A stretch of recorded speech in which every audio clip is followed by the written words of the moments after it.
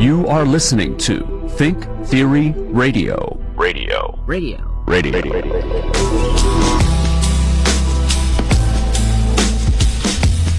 Hello and welcome to Think Theory Radio, the show that brings you topics outside the mainstream realm of thought and ideas to make you think. And I'm your host, Damian Perdue, your metaphysical guide on this hypnotic ride of subconscious delights. And of course, on the ones and twos, we got Pauly C. Yo. Today, the C stands for cortex. Because we're going to enter the mind. The cerebral cortex. Yeah. The cerebellum. Polycerebellum. So we've been talking about this off the air of doing a show like this. Hypnosis, hypnotherapy. I'm excited. Yes. I'm also a little nervous that I'm gonna be into a trance by the first break. Well, that is actually the real reason that I brought our guest on, which I should introduce, is Ali Mae Miller. Hello, everybody. Of Hypnotherapist of Chicago. Yes. And you brought her on to blindside me into hypnotherapy. Yes. Gotcha. I brought her like here to hypnotize you, so make you do my bidding. Yeah, like I don't already. Right. As long as you want to do it, Paul, we can make you do it. Thank you. The power of suggestion. Today we're going to talk about hypnotherapy and hypnosis in general and all the different aspects that have to do with unlocking the potential of the subconscious mind. Yes. And the power that lies within all of us. Absolutely. Right? Absolutely. Now, first off, before we get into what is hypnosis and what you do to help people, how did you first even get involved in hypnotherapy? I mean, it's not something like, I don't know, a lot of people are like, I'm going to go to college get a degree in hypnotherapy. I didn't even know what it was, Damien, before I walked past a hypnosis office. And I saw the word hypnotherapy on the screen, and I'm like, whoa, what is that? And so I started to do some research. And that night, I was enrolled in hypnosis classes. Yeah. And at the time, I was a much different person. I struggled with a lot of anxiety, depression, sleep issues, stomach issues, all of that fun stuff, right? Mm-hmm. And I started to treat myself like my first client and saw such positive results so quickly. I'm like, holy crap, more people need to know about this. Yeah.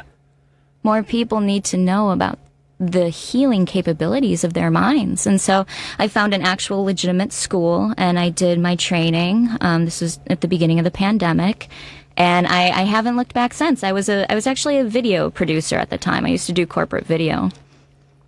That's what I was going to ask. Yeah, because this wasn't something that you thought of doing, at any point in your life, really. No, I didn't even know what hypnosis was. I think it was kind of divine timing, to be completely honest with you.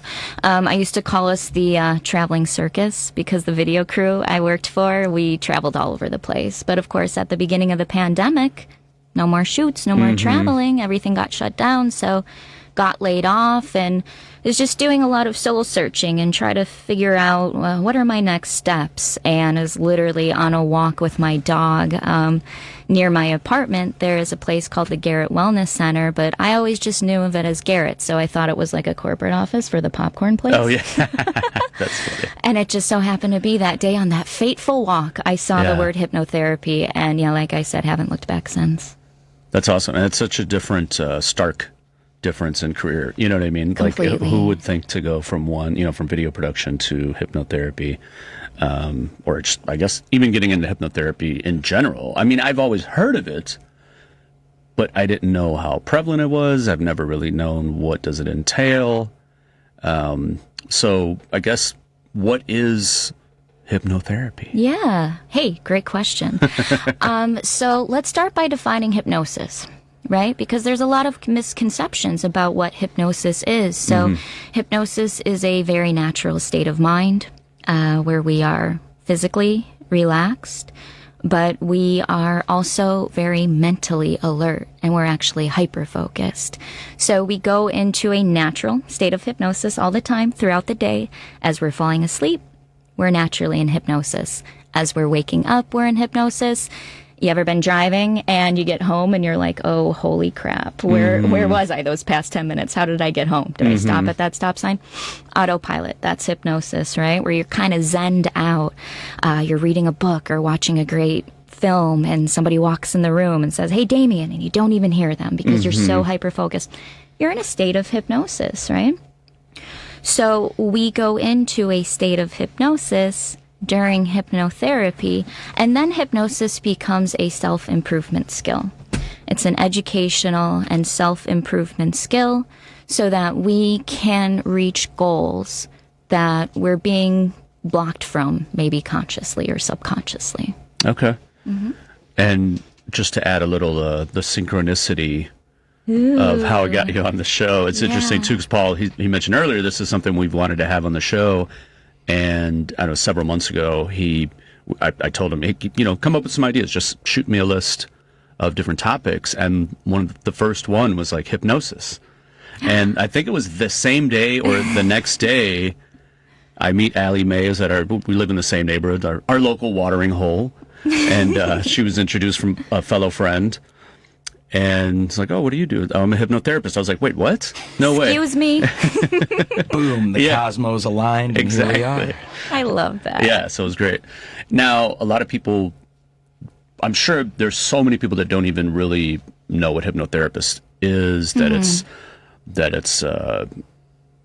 there are practices out there that you can go seek help and guidance.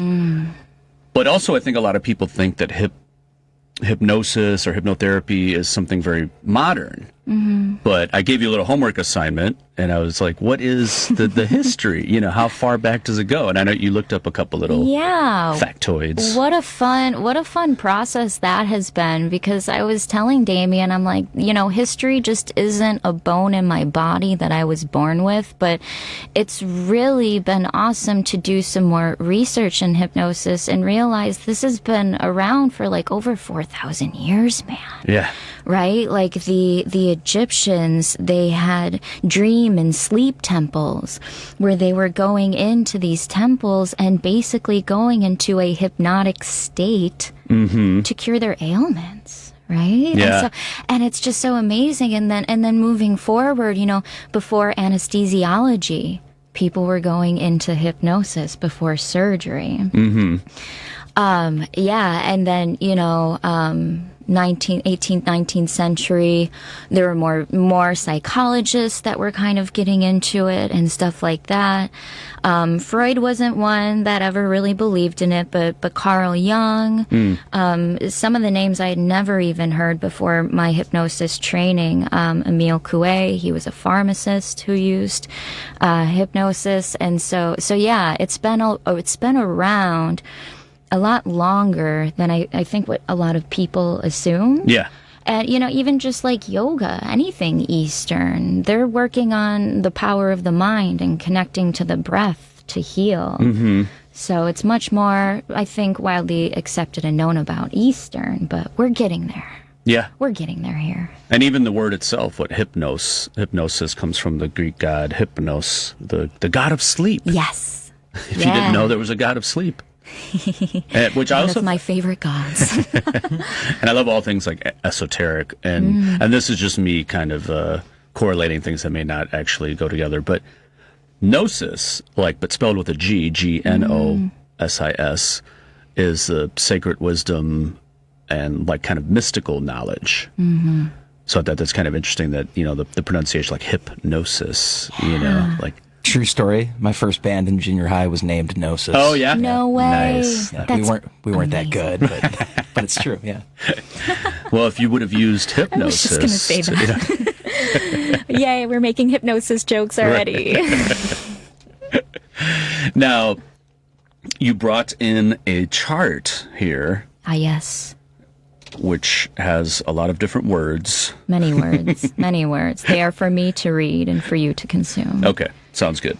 Now, we were talking the other day, and you brought up the kind of the three aspects of the mind, or the three sectors of the mind? Levels of the three mind. levels of the mind. Exactly. Yeah. So what I practice is called integral hypnotherapy, and it sounds a little cheeseball, but I'm a hypnotist. I get away with it. Integral hypnotherapy, it's because our clients play an integral role in their hypnotherapy. We write their hypnotic suggestions together. So a lot of hypnotists, they'll say, okay, they'll have some pre-talk, they'll say, close your eyes, I'm going to tell you what I think you need to hear. There's a lot of different types of hypnosis out there that are incredibly effective. This one, we use exactly the wording that the client wants me to use those first couple of sessions when we're just doing suggestion therapy. And so integral hypnotherapy also was scientifically validated. For any of you nerds out there, because I'm a total science nerd, it was scientifically validated by the National Institutes of Health. So that's also why I chose to learn this type of hypnosis. But yes, according to integral hypnotherapy, there are 3 levels of mind: conscious, subconscious, and superconscious mind. Okay. Now, can you break down what would be the conscious mind? Yeah, I would love to. And this is something I go over with all of my clients in the first session, because this model and understanding the different levels of mind really helps people not only connect the dots and things in their life that they've experienced, but when you start to learn the way the mind works from a hypnotist point of view, you start to see how easy it can be to make positive changes. So conscious mind, you know all about that. That's where you do your intellectual, sometimes not so intellectual thinking. It's where you do your reasoning. It's where you take in information from your 5 senses. So anybody out there, any listeners who struggle with anxiousness, it's when you hear someone tell you, come back to the present moment. You can't experience that anxiousness if you're here and now. So one of the things you can start to do is just take in information from your 5 senses. What's something you can touch? What do you see? What do you smell? What can you taste? That trips the conscious mind to come back to the here and now, because that's where you take in information from the 5 senses. And you can't be anywhere but here and now when you're doing that. And when you're here and now, you can't experience that anxiousness. The conscious mind is where we do our thinking, right? It's where we make choices, but willpower can tend to work against us. And that's in the conscious mind. Someone's willpower might be saying, really, Ali? Hypnosis? It's that easy? Yes, it is. So we as hypnotherapists, we draw on the power of the subconscious mind, which is the great doer. It's like the subconscious mind is 90 to 95% of why we do what we do. Yeah. Think of your subconscious mind like your computer operating system. And all your life, especially the first 10 years of your life, you are just picking up programs. You're picking up commands. So let's say for somebody who struggles with insomnia, you have a command that says, I don't sleep well. And so until you go in and you reprogram and you reframe that command, you're going to continue not sleeping well, right? Makes sense? So I always like to tell my clients, we need updates just as much as our computers and our iOS, our phones need updates.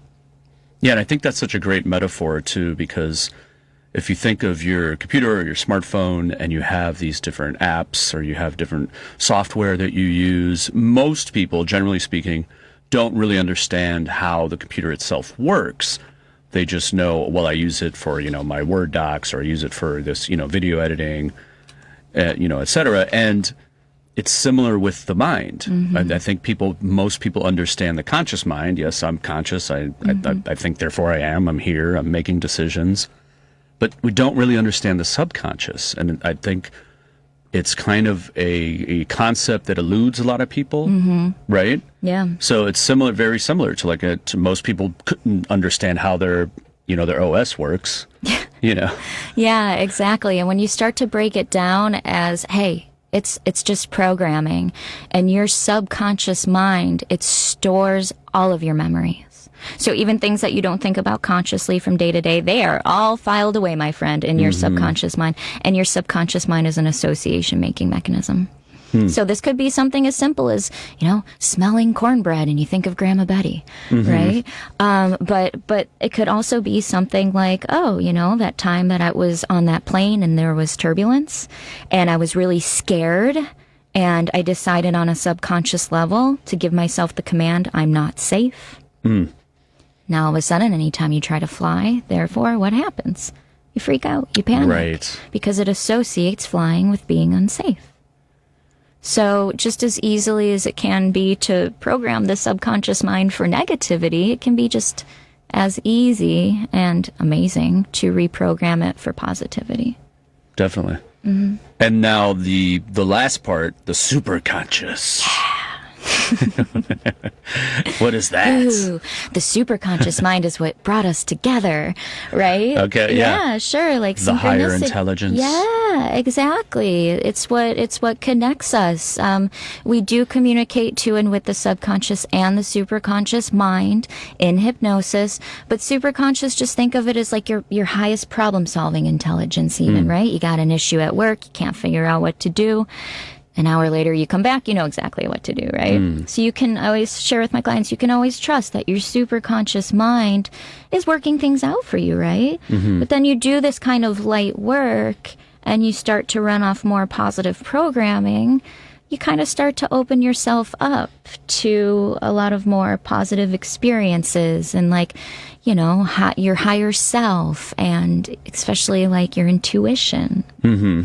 So you say like superconscious would be kind of tied into spirituality and mystical thinking? Absolutely. For people who, you know, have a word for a higher power, source, energy, the universe, God, that is what connects you. Superconscious mind is what connects you to that, whatever your word is for it. Okay.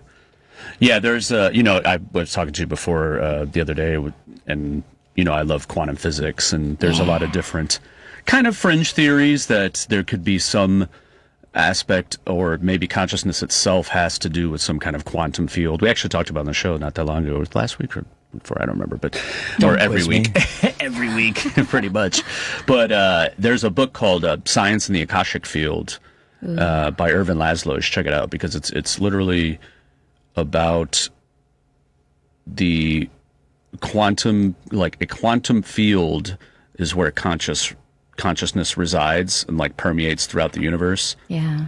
And the Akashic field or the Akashic record goes back to like a Hindu and Indian mythology that everything that happens, every kind of anything that will add to history is stored in the Akashic record. And that there's this kind of cosmic record of everything, you know. And if you could tap into that. That's so cool. Yeah. That's so cool. So that's what it reminded me of when you were talking about it and when I was reading the different descriptions of the superconscious mind. Superconscious. That should be your next band name, Paul. I like it. Yeah. We got to take a quick break. But if you want to jump in on the conversation or ask Ali Mae some questions, give us a call at 773-763-WCPT. That's 773-763-9278. We'll be back with more Think Theory Radio right after this.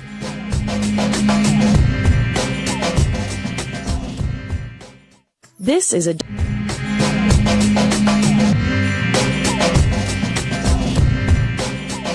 Welcome back to Think Theory Radio. Today we are joined by Ali Mae Miller, hypnotherapist, and talking about hypnosis. And hopefully we are hypnotizing everyone, all the listeners, and more people so that they become avid listeners and stay locked in. Listen to Think Theory Radio, 6 o'clock Central on Saturdays, Think Theory. 8:20 a.m. You should bring your little pendulum clock. Yes. We gotta get it. I gotta ask you about that in a little bit. We'll get into like kind of the myths of hypnosis and stuff like that. Oh yeah. Before we get into a little bit more description of what hypnosis and different effects of the mind, let's take a phone call. We got Jim in Chicago. What's going on, Jim? Hi. I'm thinking of just the opposite of it, hysteria. Okay. I don't know if you've ever been hysterical, but I've been hysterical on a couple of occasions. And it's a very strange feeling. For instance, I was convinced I had cancer of the mouth. And I went in to see a doctor. This is no baloney. And I could feel the bumps in the top of my mouth. And he said, no, I don't see it. He goes, but let me get my... I still wasn't convinced by this guy. So he brings in another woman surgeon. He said, no, it looks okay to me. And suddenly they disappeared. The feeling disappeared. But it was hysteria. But I mean, it's an old complications of mind. I mean, I remember reading in all kinds of psychology books, hysteria. You've never experienced it apparently, but it's just the opposite of being in a tranquil state. It's just the complete opposite of that. That's all. I just thought I brought that up. Yeah, no, I appreciate it. Yeah. All right. Well, I can't get anything more crazy. Anyway, you guys. All right, thanks, Jim. You too. Well, I think what Jim brings up too, even though it's not exactly hypnosis, that is, we were talking about the other day, it has to do with the power of the subconscious mind, and if you're going through traumatic experience and the way it can affect your body. Yeah. Right? Oh my gosh. So I'm sure you must have tons of people that come to you that have some kind of ailment that the doctors are like, no, we don't find anything physically wrong with you. Oh, absolutely. I get a lot of referrals to me from just that, you know, people who may have been diagnosed with like conversion disorder or like, you know, any sort of psychosomatic disease. Unfortunately, people are dying of psychosomatic disease every day. So it starts in the head, it starts with emotions, but then it creates very real physical manifestations in the body of pain and stuff like that. And actually, when I mentioned this type of hypnosis being validated by the NIH, they didn't just do mood stuff or sleep, you know, which not to undermine that. That's very important stuff, but hypnosis is very easy to help with it.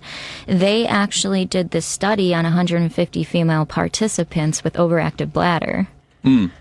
So a hypnotist will very much look at that, and rather than looking at it as somebody with a diagnosis, we look at it with the approach of there's a human in front of me with emotions, and what are the emotions that are being trapped that they need, essentially the client needs to heal in order to be able to do things like, you know, urinate properly and comfortably. Right. And that sounds like such an excellent kind of action to take, where for people out there listening that have something that they feel is physically wrong with them, but like I said, can't be diagnosed, check out, you know, hypnotherapy might help you kind of figure some things out that normally you wouldn't get to. Yeah, you know, in my training, it was, you know, we were told often, and I see it in my practice, that a lot of times hypnotists are kind of the last resort for people. They may have tried a lot of things already, right? So it was kind of my slogan at first when I first started this work. I'm like, you haven't tried it all if you haven't tried hypnosis. But it's true. Yeah. We're the last stop shop for a lot of people who kind of have maybe even ran out of hope that anything will help them. Do you think that has to do with a lot of the myths surrounding hypnosis and hypnotherapy? Yeah, I mean, look at the way hypnosis is portrayed in media in general. That's why I'm so excited to be on this radio show with you guys to kind of debunk some of those myths, because it's usually portrayed as manipulation, mind control. People think it's like a truth serum. It's just not true, you know? It's just... my clients describe it as they're in control the whole time. They feel very physically relaxed. They feel like, you know, at any point they could stand up and walk out if they wanted to, but they don't want to because they're so relaxed. Right. And it's definitely not a truth serum. The client is in control the entire time.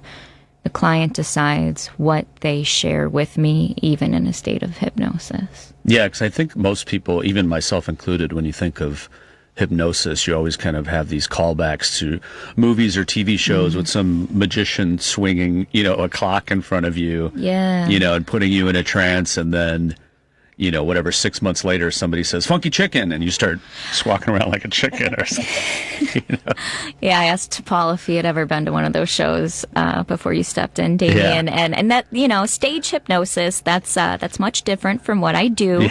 You know, you'll notice that they kind of have maybe 20 volunteers step up, and then maybe by the end of the show, there's only 10 people on stage at the end of it, because they're just not, you know, they're not being hypnotized. They're not going into it. Maybe they're nervous or something like that, but all those people on stage who are in the hypnotic state and playing along and doing the chicken dance and you know, doing all that goofy stuff, it's nothing that they wouldn't normally do, like, you know, out with friends for a laugh anyway. So it's not like anybody's making them doing it. Right. They're just taking the suggestion and having a blast with it.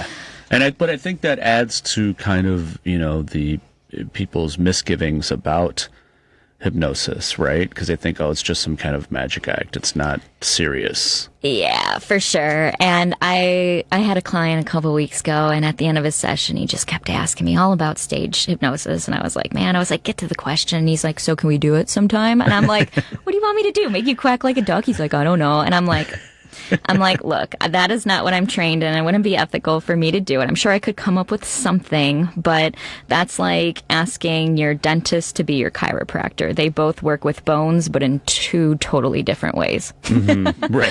Right. Now, I know you were talking about deprogramming, right? And using the subconscious to get rid of these bad habits we have or self-doubt. Mm-hmm. And you said something the other day when we were talking, it was interesting because you put 2 and 2 together for me, which, interestingly enough, I never kind of thought of it in that way. But I always think, when you have these self-doubt or you have these intrusive thoughts, and I would think to myself, why does my brain do that? Why does my brain tell me, if I'm saying, I'm going to work on this painting, and then, there's part of my brain like, it's not, it's going to be crap, right? Mm-hmm. And then I just assume, that's just, the brain just does that, And when you broke it down, you said, there was something programmed into you to make you think that way. Can you explain that a little more? Absolutely. It's a limiting belief, right? Mm-hmm. Or it's a fear, it's a shadow, it's an insecurity. It's something that you learned at some point in your life. And all of those fears, Damien, they're just not true. I tell all my clients, those fears, they're lies. You've got two ways of existing. You've got fear and you've got love. And when you're operating off some program that says, no, if I do this painting, it's going to be crap, that's just fear. Mm-hmm. It's not true. Yeah. Right? If you were to actually do it, we both know you would do it well. Right? But those things, they keep us back. So yeah, whether it was from your childhood, you could have been bullied, you could have, an authority figure could have told you like, you're no stinking good at art, right? It's just a program. Mm-hmm. It's just a limiting belief. And I also want to mention, it is the subconscious mind to keep you. It wants to move you towards pleasure and away from pain, but sometimes it gets it a little backwards. And it can associate pleasure with, just don't do the art, because then if I do the art and it's no good, then that fear is true. Does that make sense? Yeah. So it can actually associate it can actually associate pleasure with fear, with self-sabotage, with escapism, alcohol abuse, addiction, all of that stuff, right? Mm-hmm. It can associate pleasure with being depressed and closing the blinds and crying in your bedroom all day, because really what you've done the longest is the strongest, and the subconscious mind just interprets it as that. Right. It interprets pleasure with what you've been doing all along. And how do you use hypnotherapy to help people deprogram? Yes, the juicy stuff. So when you go into a state of hypnosis, your subconscious mind is at the forefront, okay? The conscious mind, I say, it just kind of goes to sleep. It just goes somewhere else. So you're physically relaxed. It's basically an open portal to your subconscious mind, and the subconscious mind accepts everything in as fact. Okay. So when I start to tell you in a hypnotic state, every day you're getting better, you enjoy eating healthier foods, you trust the decisions you make, when you go to sleep, your mind is quiet and your body is comfortable and you sleep peacefully through the night. Any version of those kinds of things, the subconscious mind gives it a big old hug and it takes it in as fact. Mm-hmm. And then you start to reprogram. So I don't do like rapid transformation or anything like that. The type of hypnosis I do, I give a self-hypnosis audio after every session, and I encourage my clients to listen to it like once a day for 2 weeks. It's about 20-minute self-hypnosis audio, and that's what's giving them the power to reprogram their subconscious mind. So then you become the master of your mind and body. There's never any sort of like codependence on the hypnotherapist. You're making the positive changes. Yeah, that's what I need to do. Become master of my mind. And body. And body, yeah. Could definitely use that. And you brought up word choice and these, which I think a lot of people do, and we don't realize we're doing it, where you're saying, like, you drop your keys. Oh, you dummy, why'd you drop your keys, right? Or you misplace them or something like this. And I think a lot of us do that. We talk negative to ourselves, even if it's in a joking way, but those still have negative ramifications in the subconscious mind, correct? Absolutely. The subconscious mind accepts everything as fact, and the subconscious, everything you think or say becomes a command to the subconscious mind. So even if you're joking around and you call yourself stupid, subconscious mind hears it and says, okay, we'll keep thinking, feeling, and acting like a dummy. Right? And repetition, that is one of the ways we program our subconscious mind. So if you're repeatedly saying these negative things to yourself, which I did, I struggled with depression. I experienced that for jeepers, like the first 30 years of my life, right? And yeah, so I had trained my subconscious mind to just be my biggest bully. So word choices, I give my clients a lot of tools to even just start consciously catching themselves and reframing in the moment, just so that we can start to make things a little bit more light and positive up there. Yeah. Rather than beating ourselves up. I encourage all my clients, be your biggest cheerleader. Don't let your subconscious mind be your biggest bully. Yeah, and I think that's, for whatever reason, I mean, even just talking to friends, it seems to be something we all do for whatever reason. We all, like, I know very few people who are good at positive Self-talk. Reinforcement of themselves, right? I mean, not all the time. Not everyone's just talking down to themselves, but you know what I mean? I mean, like, would you see that? Would you see somebody doing that, though? No, but I mean, if you're getting in a conversation with somebody and everyone talks about, like, self-doubt or these kind of, where you kind of, defamation of yourself, where you kind of put yourself down, even in a joking way. But I think we all kind of do. It's like a human trait. Yeah. For some reason. Well, yeah, because think about it. If you were the opposite, you would just look too cocky, right? You would just be too full of yourselves. Right. And I mean, growing up, like that, right. that was not celebrated, right? True. The only example I can think of someone actually, like, trying to be positive in certain situations when it didn't really call for it was like a guy in college. I remember it was like he stubbed his toe or something. And he's like, awesome.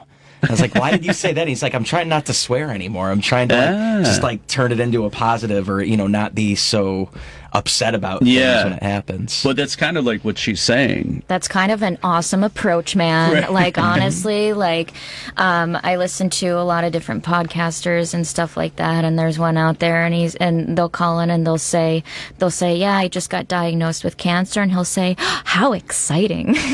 And so there's definitely a line between, like, toxic positivity and being, like, realistic and stuff like that. But I mean, life becomes a lot lighter and easier, y'all, when you start to look at things more positively, right? I always thought that would be so hard, but that was a great conversation we had too, Damien. Like, a lot of us, if not everybody in this planet, has been programmed to believe that it's all going to be hard work. Everything's going to be so hard, so hard. So, all right, guys, that's one of your commands to your subconscious mind. So what happens to you guys when things start to slow down or go a little easier, right?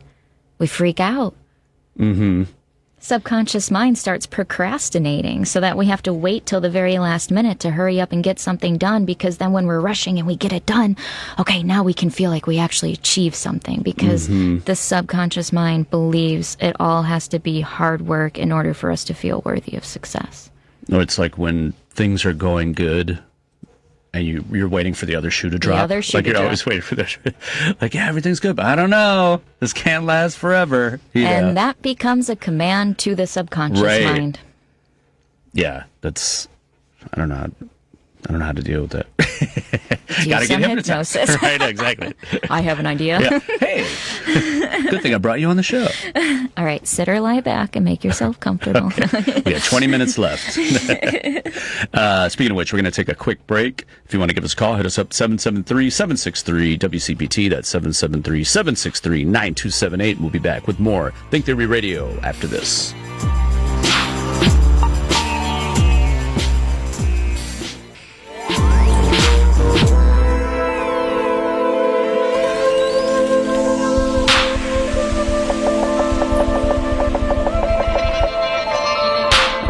Welcome back to Think Theory Radio. I was letting the beat hypnotize people because I had a very hypnotic vibe right there. Oh, my subconscious mind picked up on that. I know. I saw you waiting. You were waiting patiently for me to start talking.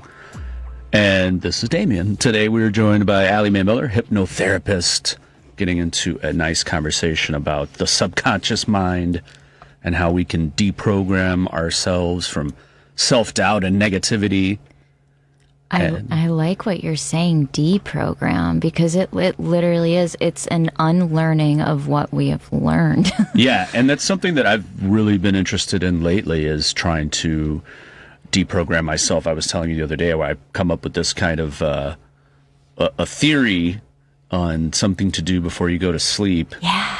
And I call it my conscious custodian.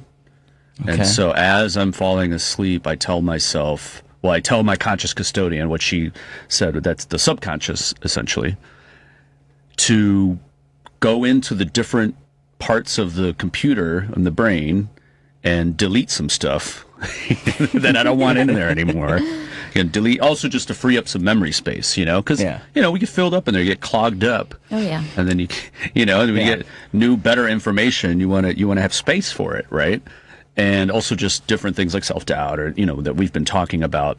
So I've been trying that out. And when I told you, you said, well, yeah, that's very similar to what hypnotherapist is. Oh, yeah. I get so excited when you tell me that you came up with this idea kind of like all your own. And even just naming it something, naming your subconscious is awesome. So referring to it as a custodian, that's got a great just vibe to it. So you're also in a natural state of hypnosis as you're going to sleep. So you're literally programming yourself to, I would say, do you notice that you're sleeping better or waking up feeling more refreshed? I feel like I'm not the greatest sleeper. Gotcha. Not that I'm a terrible sleeper, but I have like really vivid dreams, which I've talked about on the show before. Yeah. So I always feel like a lot of times I'm living this other life. So sometimes I just feel tired from my dreams because they're like so action packed. But what I have been noticing is I feel like I'm more clear headed the next day. Yep. Where before I just get this kind of like foggy kind of brain, and I feel like, and I'm still at the point where I don't know if it's a placebo thing or if it's actually working. No, it doesn't, I guess. Yeah, exactly. That's the funny thing about like placebo. It's like, well, if it makes you feel better, then why is it bad? Exactly. It sounds like your custodian is doing some work, and there's an intention behind everything. So if you were going in with the intention to just totally have a ruckus and mess things up, then you probably wouldn't be, waking up as clear-minded. So. True. And the only trick is I have to remember to do it. So I haven't gotten to the point where it's become habitual, and I do it every night, so I'm still in the beginning stages of trying this experiment out. Hopefully I don't wake up one day with no memories. You deleted too much stuff, man. Everything. Machine will not compute. No programming. Yeah. Now, a lot of people probably are wondering, well, why should I go to a hypnotherapist when I can just go to a talk therapist? Oh, yeah. And what would you say the difference, and not to bash talk therapy or anything like that, but what would you say the difference is for people? I've got a few referral partners actually in Chicago, and these therapists will send me their clients, which is absolutely amazing because hypnosis and talk therapy, they work really well together. With talk therapy, it's great for people who want to to talk through the things and the issues and maybe figure out like some causes and stuff like that. But a lot of with hypnosis, we're focusing on the what you want instead. And we're programming at a pretty quick rate. Okay. These changes, right?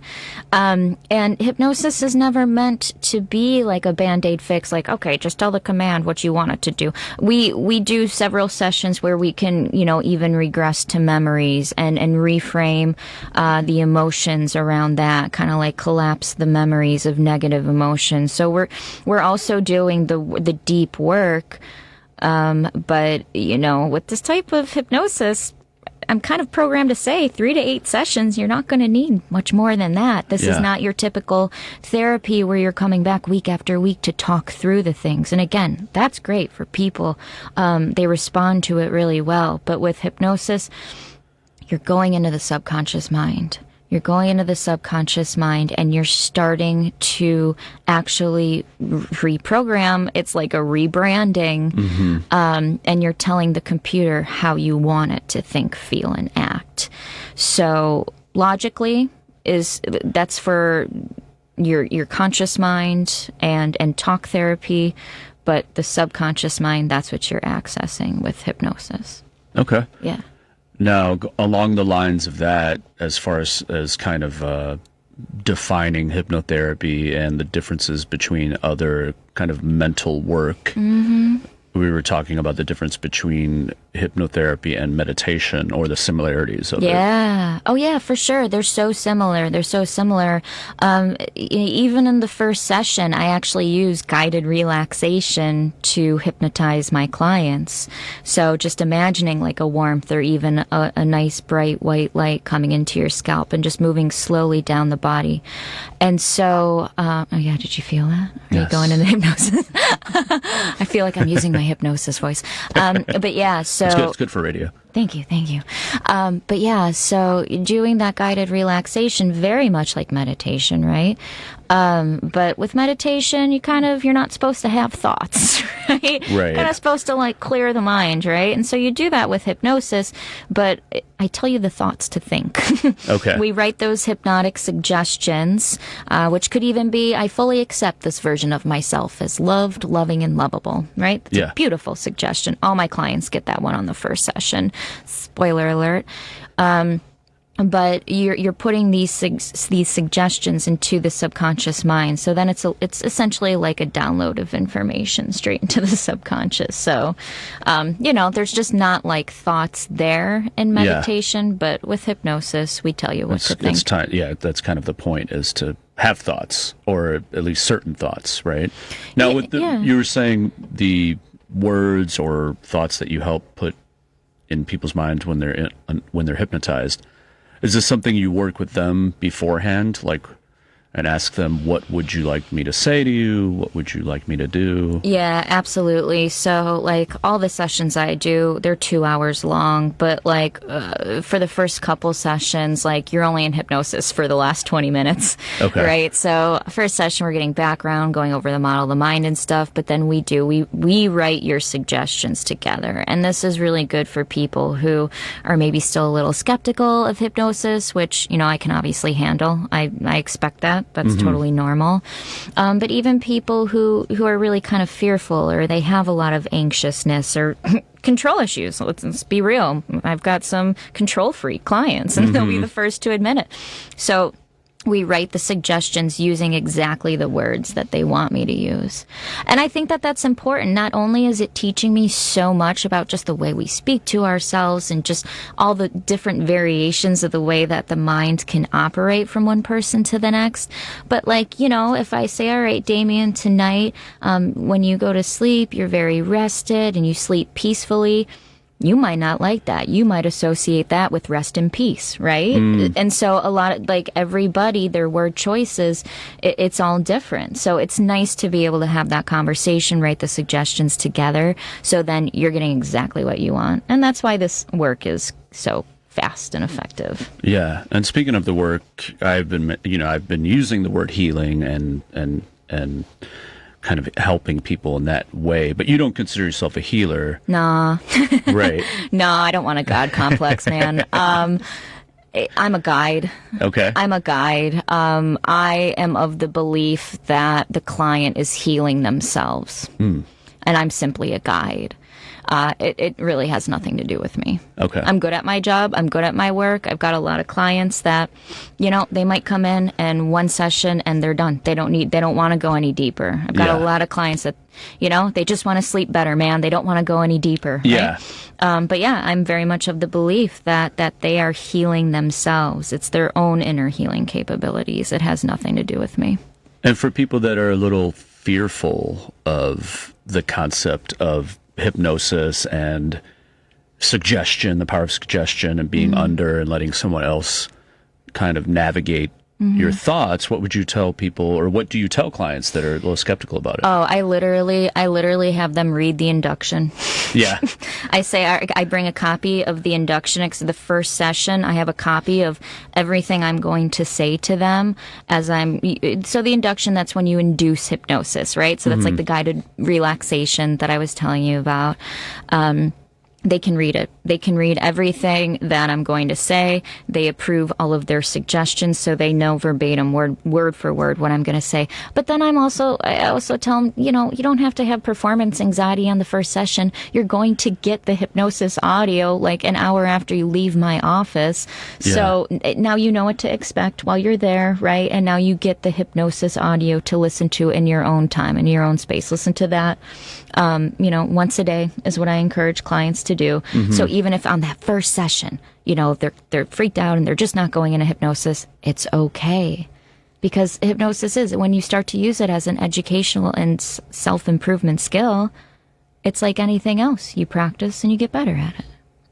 What I thought was really interesting too, earlier you said there's kind of somewhat of a finite amount of sessions that you would do with someone, which I thought was really interesting, because if you compare it to talk therapy or psychotherapy or psychiatrist, a lot of that is, their business is based on you coming back almost like your entire life, right? Or hooking you on some kind of, pills that to subdue you in a way. But you're taking an opposite approach, which I find fascinating because it's not about the money. Yeah. Paul, I was going to say that's so incredibly ethical. When you're that's the word, ethical. 3 to 8 weeks, 3 to 8 sessions, and it's like, wow, that's you're not in it for the money, you're not in it for the repetitive business. You're really straightforward about there is a finish line here that we're going to try and get you to. Yeah, absolutely. Which makes me feel like it's more reputable in a way that it's not, So what, how do you go about that? I mean, must be weird to have a business where you're trying to run, but at the same time you want people not to stick around. No, seriously though, I always tell my clients, I'm constantly needing to regenerate new clients because a lot of people don't have to come back. You know, if you go to my Google review page, these last several years I've gotten a lot of really positive reviews, and a lot of times I'm not asking those people to go and leave reviews, right? And I'm so dang good at my job that it's kind of bad for business. But, man, I just got to trust that this work, it helped me on such a level that, I can't make the bold claim legally on my website that, it saved my life. But let me tell you, it pulled me out of such a dark place that I'm just grateful that I'm here to share it. Well, there's almost 3 million people in Chicago, so I feel like you have plenty of people to work with. There's a lot of people. You're gonna run out, dude. There's a lot of people, especially lately. They're like, I feel like I was drawn to work with you. I'm like, yeah, heck yeah. I wasn't doing past life sessions yet. I just didn't feel like I was ready for it, and I had a medium call me, and she's like, my spirit guides told me you're ready to do this, so let's do it. And so she was one of my first past life sessions, and I've had such awesome past life sessions since then. So I'm like, thanks, spirits. That's cool. Yeah. Now, I did want to bring up, and it's good it's the end of the show, because I didn't want to focus on this. Let's do it, man. I know what you want to say. What the negative aspects of hypnosis. Let's do it. Let's go there. Just basically, and I looked up a couple things. I mean, it was something I already knew, where kind of how mass media, mainstream media utilizes the trance to kind of put people in a trance, right, through the news. And it's literally a way to like sell products and things. But then I looked up, and social media has the same effect. Yeah. Right. So if you're sitting there and you're scrolling and you look up and an hour has gone by, you've been in a trance. And so a lot of the information that's coming in is going directly to your subconscious, correct? Absolutely. It's an open portal. Yeah. So I thought that was an interesting aspect to why, which has these negative aspects, which you could help people with. Yeah. But I think a lot of people are feeling that nowadays because we're bombarded with 24-hour news cycle, social media. Yeah, dude. You'll never meet a hypnotist that watches the news. Yeah. Because we know the effect of what it does to us, especially the news at night. I have clients and they're like, I'm not sleeping well. I'm like, what's your bedtime routine? They're like, well, I fall asleep watching murder documentaries. Bro, you don't need a hypnotist. You just need to turn that stuff off.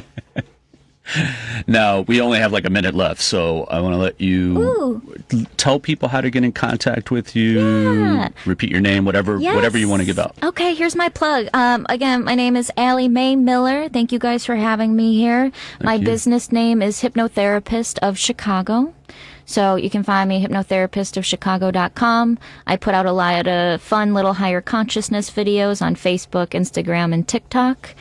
And I do sessions on Zoom. So if you're not local, we can do them over the computer. And I also have an office on the Avondale Logan Square area. All right. Thank you so much, Ali Mae, for coming on the show. It's awesome talk. It's great. And now I leave you all hypnotized for 1 week. Tune back in next Saturday and every Saturday, 6 to 7 p.m. right here on WCBT H20 Think Theory Radio.